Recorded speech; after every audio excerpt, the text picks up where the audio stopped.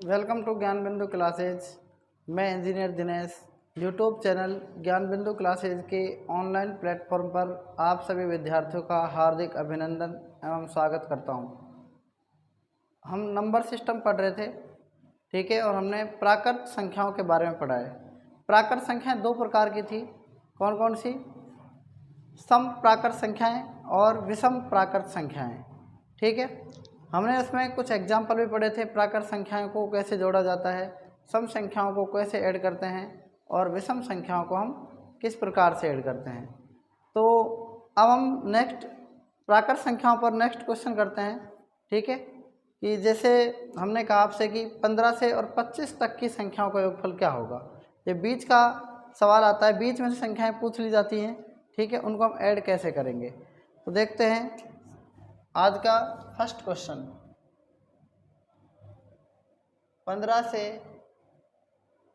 30 तक की प्राकृत संख्याओं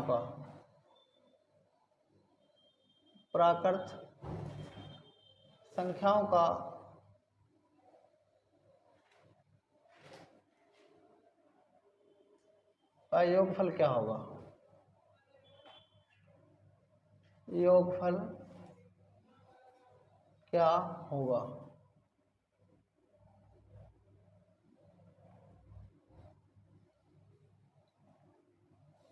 करते हैं इसका सॉल्यूशन। सबसे पहले क्या करेंगे, देखो 15 से 30 तक में क्या होता है। देखो पहले 1 से 30 तक की संख्याओं को ऐड कैसे करेंगे। 1 से 30 तक की, 1 से 30 तक की जोड़ दो, और अब हमें 15 से 30 तक की जब जोड़नी है तो 1 से 14 तक की फालतू जुड़ जाएंगे इसमें, ठीक है। तो 1 से 14 की अलग जोड़ देंगे। 1 से 30 तक की जोड़ने का तरीका क्या है, 30 गुणा में क्या करेंगे 31, और इसको क्या करेंगे आधा। 15 कम 15 का 5 हासिल थी 1, 15 45 और 1 46, 465 आ जाएगा योग 1 से 30 तक का। 1 से 14 तक की संख्या को कैसे जोड़ेंगे, 14 इंटू 15, आधा किसका हो रहा है, आसानी से इसका हो रहा है 15 सत्ता 105, तो ये इसका योग आ गया। हमें कहाँ से कहाँ तक की जोड़नी है, 15 से 30 तक की, तो 1 से 14 तक की कितनी है 105, और 1 से 30 तक की कितनी है 465। तो 465 में से 105 माइनस करेंगे तो कितना आ जाएगा 360। 360 संख्याओं का 360 योगफल होगा 15 से 30 तक की संख्याओं का। क्लियर है ना, आप इसे नोट कर सकते हैं।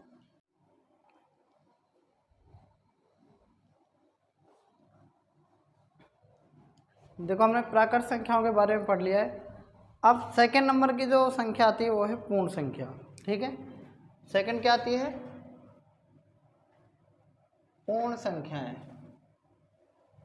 पूर्ण संख्याएं,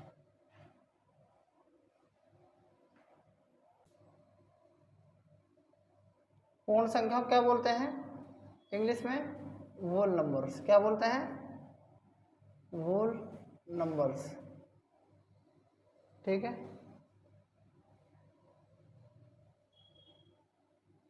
देखो होल नंबर का मतलब क्या होता है, होल नंबर्स उन्हें कहते हैं जो संख्याएं 0 से स्टार्ट होती हैं। कहाँ से स्टार्ट होती हैं, इसको हम कह सकते हैं W, 0 1 2 3 4 5 6, इस तरीके से ये भी कहाँ तक चलती हैं, अनंत तक।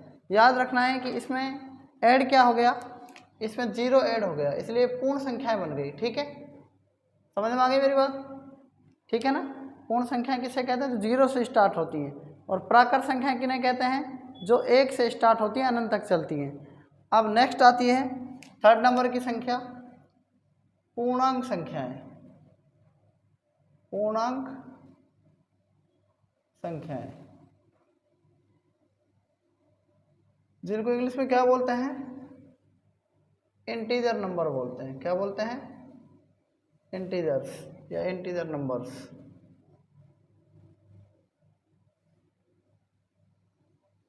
ये संख्याएं कौन कौन सी होती हैं, ध्यान से देखें आप एक बार इसको। आपने लिखा 0 और इधर लिखा आपने +1 +2 +3, आगे कहाँ तक अनंत तक। और ये संख्याएं भी इधर -1, -2, -3, ये भी कहाँ तक, इधर अनंत तक, मतलब माइनस अनंत तक। ठीक है। और ये संख्याएं क्या है, ये देखो पूर्ण संख्या है 0। ठीक है। इन्हें क्या बोलते हैं, ये दो प्रकार की होती हैं। कितने प्रकार की होती हैं पूर्णांक संख्याएं, दो प्रकार की। इन्हें बोलते हैं positive integer number, positive integer numbers.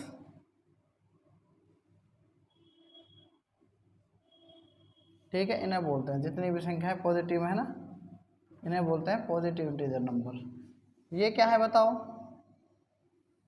ये क्या है, negative integer number, negative integer numbers.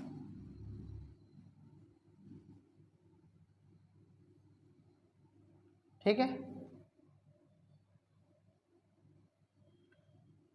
एक बात याद रखना, इन्हें हम ऋणात्मक पूर्णांक संख्याएं भी कहते हैं, ऋणात्मक पूर्णांक संख्याएं कहते हैं। इन्हें क्या कहते हैं, धनात्मक पूर्णांक संख्याएं। ठीक है।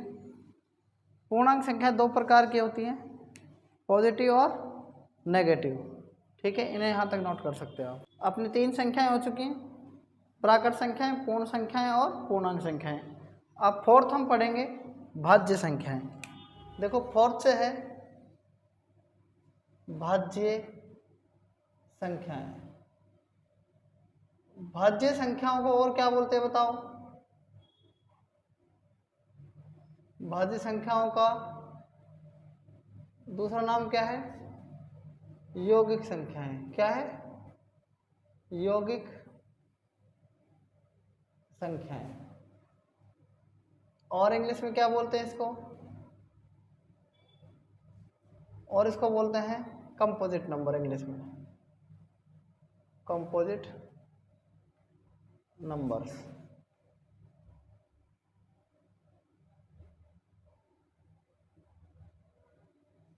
ठीक है।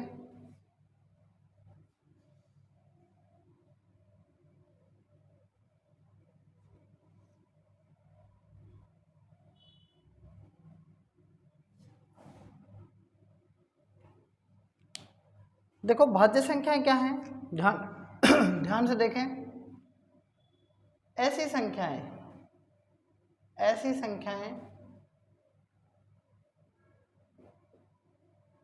जो समव्य एक के अलावा, जो समव्य एक के अलावा अन्य किसी तीसरी संख्या से, अन्य किसी तीसरी संख्या से, तीसरी संख्या से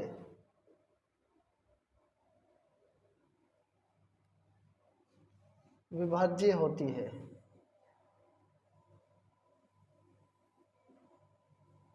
विभाज्य हो उसे क्या कहते हैं, भाज्य संख्याएं कहते हैं।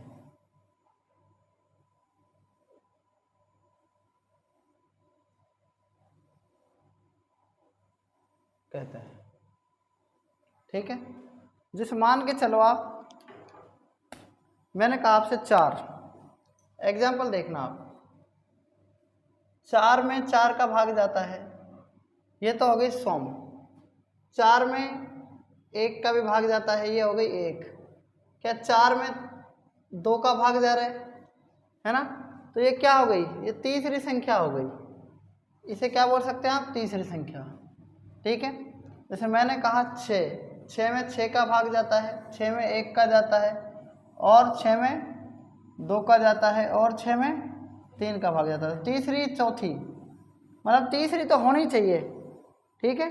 दो तो होंगी होंगी सम व एक के अलावा, तीसरी चौथी पांचवी का भाग जाए। तीसरी का मतलब है कि तीसरी दो तीन संख्याओं से विभाज्य हो, कम से कम 3 से, ठीक है ना। तो वो संख्या क्या कहलाती हैं? भाज्य संख्या कहलाती हैं।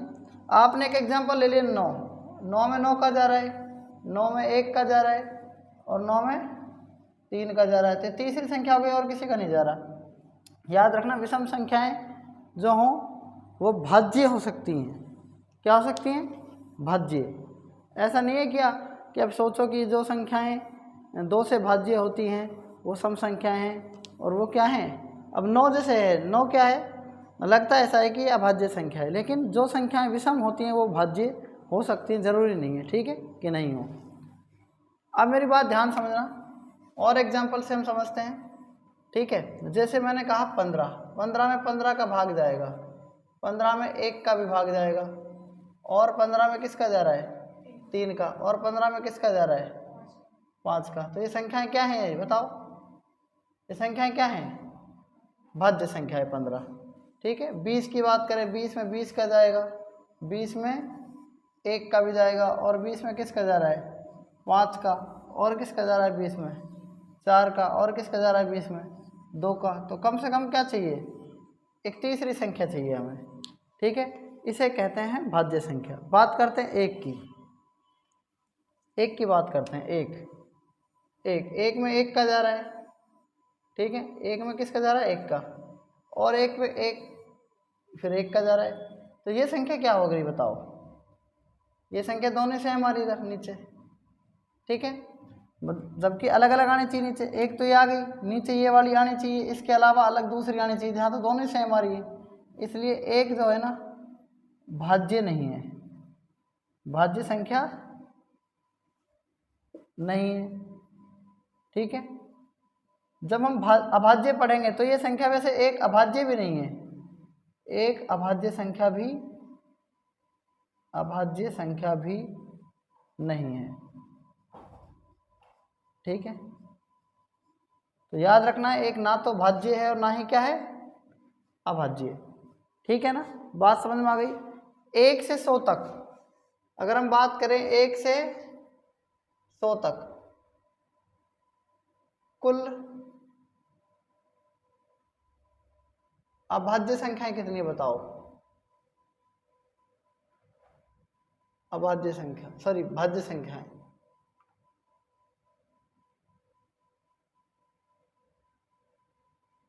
कितनी है? कितनी बताओ? 74 होंगे कि नहीं होंगे बताओ? एक ना तो भाज्य है और ना ही अभाज्य है, तो 74 क्या है? भाज्य हैं, और 25 क्या होंगी? अभाज्य, ठीक है ना। तो ये भाज्य संख्या आपको समझ में आ गई होंगी, जो सम व एक के अलावा किसी अन्य तीसरी संख्या से विभाजित हो जाती हैं उन्हें भाज्य संख्याएं कहते हैं, ठीक है। इसे आप नोट कर सकते हैं। हमने प्राकृत संख्याएं, पूर्ण संख्याएं, पूर्णांक संख्याएं, भाज्य संख्याएं, अब 5वां नंबर आता है अभाज्य संख्या का, ठीक है।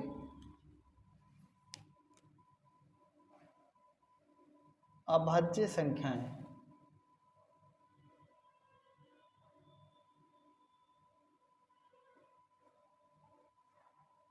जिसे हम क्या कहते हैं? रूढ़ संख्याएं भी कहते हैं,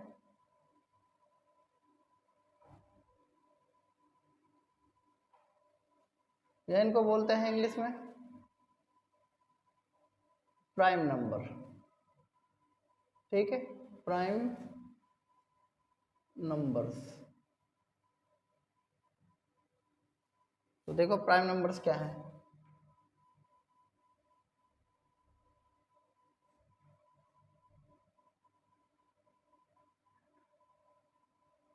प्राइम नंबर्स, देखो अभाज्य संख्याएं क्या किसे कहते हैं? ऐसी संख्याएं, ऐसी संख्याएं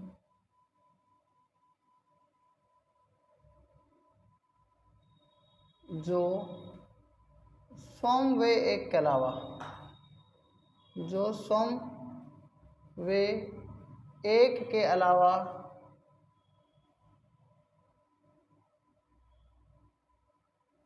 अन्य किसी तीसरी संख्या से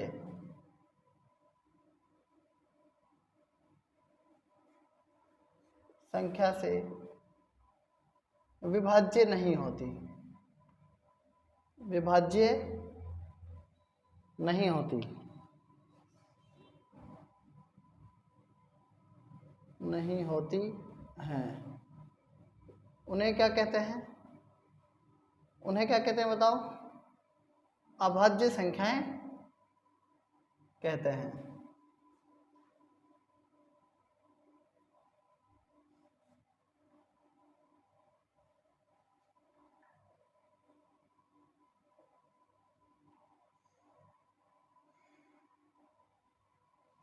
देख, जैसे बात करते हैं हम, देखो एग्जाम्पल समझते हैं। जैसे मैंने कहा दो में 2 का भाग जा रहा है और 2 में 1 का जा रहा है और 2 में किसका जा रहा है? किसी का नहीं जा रहा ना।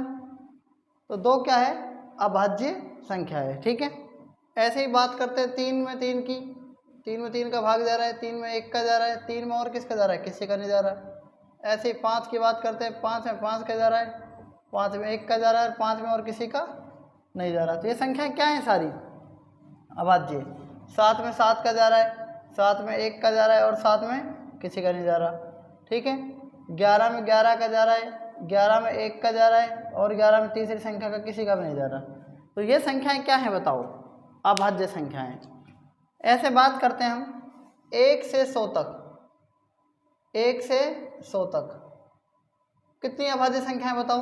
25 अभाज्य संख्याएं। 1 से 100 तक अभाज्य संख्या कितनी है बताओ?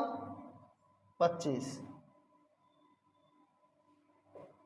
मैं 25 को काउंट कर रहा हूँ। देखो 2 3 5 7, ठीक है, फिर 11 13 17 और 19, फिर क्या है 23, फिर क्या है बताओ 29 31 37 41 47 53 59 और 61 67 71 73 89 83 89 और 97। कितनी हो गई? 1 2 3 4 4 हो गई। 4 हो गई ना।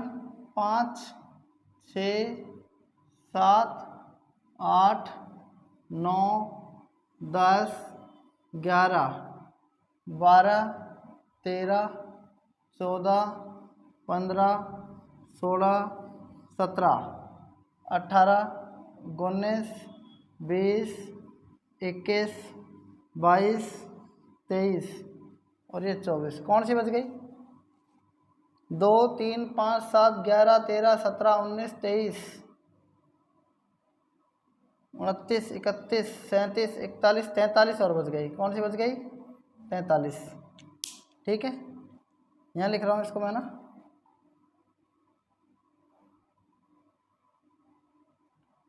इकतालीस और 43 47 53 और क्या है 59 और क्या है 61। तो कितनी होगी बताओ अभी? कुल मिलाकर कितनी संख्याएं हो गई? 25 अभाज्य संख्याएं हो गई। क्वेश्चन ध्यान से सुनना। सबसे छोटी अभाज्य संख्या क्या है बताओ?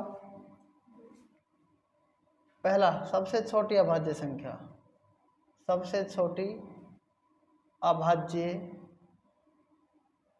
संख्या क्या है बताओ? 2 है। ठीक है। और सबसे बड़ी अभाज्य संख्या देखो, कोई वो है कि इसका अंत है क्या? नहीं है ना। लेकिन क्वेश्चन क्या आता है देखो, ध्यान सुनना। एक अंक की सबसे छोटी अभाज्य संख्या, सबसे छोटी अभाज्य संख्या बताओ क्या है? 2 है। एक अंक की सबसे बड़ी अभाज्य संख्या क्या है? एक अंक की सबसे बड़ी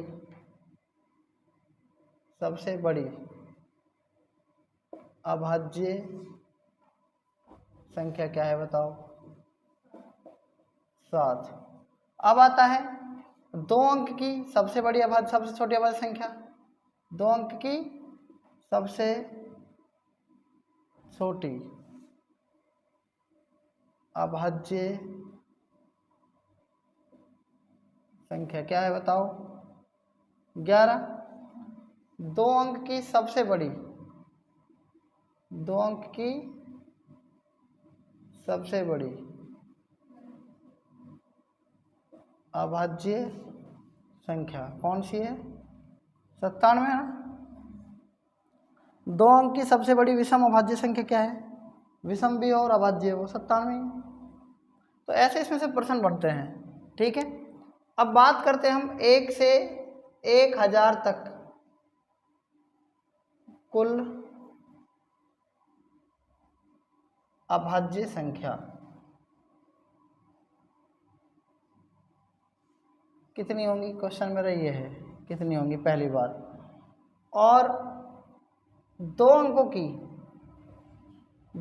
की सबसे छोटी क्या है बताओ?